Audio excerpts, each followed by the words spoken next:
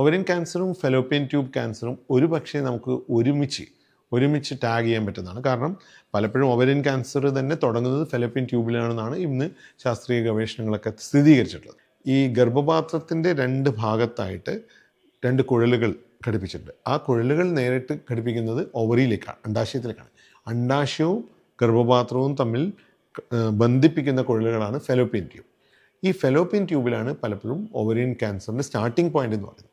പക്ഷേ നമ്മൾ പലപ്പോഴും പ്രാക്ടിക്കലി കാണുന്നത് ഒവറിൻ ക്യാൻസർ എന്ന് പറയുന്നത് ഒവറിയിൽ തന്നെ, അതായത് അണ്ഡാശയത്തിൽ തന്നെയുള്ള മുഴകളോ സിസ്റ്റുകളോ അല്ലെങ്കിൽ വലിയ നീർക്കെട്ടുകളോ ഒക്കെ ആയിട്ടാണ് ഒവറിൻ ക്യാൻസർ നമ്മൾ സ്കാനിലും മറ്റ് ടെസ്റ്റുകളിലൊക്കെ കണ്ടുവരുന്നത്. നമ്മൾ സർജറി ചെയ്യുന്ന സമയത്തും അങ്ങനെയാണ് കാണുന്നത്.